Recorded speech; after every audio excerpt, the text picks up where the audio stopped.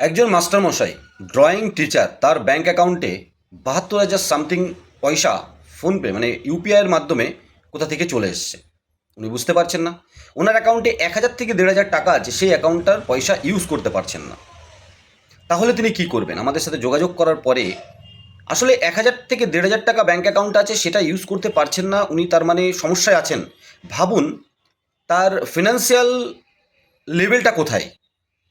তার মানে এত কম পয়সার মানুষ ওই ১,৫০০ টাকা ব্যাংক থেকে তুলতে পারছেন না, তিনি দুঃখী হয়ে গেছেন। এই ধরনের মানুষও কিন্তু সাইবার ক্রাইম কেসে পড়ছে এবং বিভিন্ন অর্গানাইজড কিছু মানুষ মানে কিছু অমানুষ এনাদের অ্যাকাউন্টে ইচ্ছা করে বা অনিচ্ছাকৃত টাকা পাঠিয়ে এদেরকে ফাঁসিয়ে দিচ্ছে। আপনাদেরকে সাবধান থাকতে হবে। কি করতে হবে?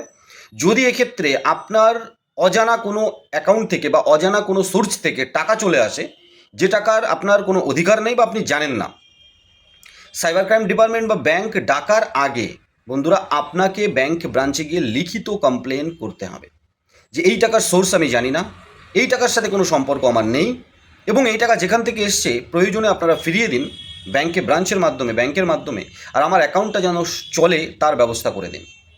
সাইবার ক্রাইম ডিপার্টমেন্ট বা পুলিশ বা ব্যাংক থেকে ডেকে আপনার নামে কমপ্লেন হয়েছে বা এই টাকা কোথা থেকে এলো এটা জিজ্ঞাসা করার আগে আপনি যদি এটা না করেন, তাহলে আপনি ম্যাক্সিমাম ক্ষেত্রে দোষী সাবিত হয়ে যাবেন।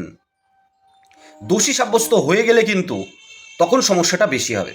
কিন্তু কোনো সমস্যা আসলে আপনি যদি প্রথমে গিয়ে নিজেকে সারেন্ডার করান যে আমি এই সোর্স অফ টাকাটা জানি না, কোথা থেকে এসছে আমি জানি না, কে পাঠিয়েছে আমি তাও জানি না, অতএব এই টাকা যা সোর্স অ্যাকাউন্টে ফেরত পাঠিয়ে আমার ব্যাঙ্ক অ্যাকাউন্টকে সচল করে দেওয়া হোক। আশা করব এই ছোট্ট কাজটা আপনি করতে পারবেন। আপনার ক্ষেত্রে যদি এরকম ভুল করে বা অন্যায় করে বা আপনাকে ফাঁসানোর জন্য এরকম কোনো স্কিম নিয়ে থাকে স্ক্যামাররা, আপনি প্রথমেই ব্যাংকে গিয়ে যদি কথা বলে নেন, আপনি 99% কেসে বেঁচে যাবেন। কারণ ব্যাংক ব্রাঞ্চ তখন বলবে না ইনি প্রথমেই এসে আমাদের সাথে বলে দিয়েছে বা লিখিত অ্যাপ্লিকেশন করেছে, এই টাকার সাথে ওনার কোনো সম্পর্ক নেই। আশা করি বুঝতে পারলেন।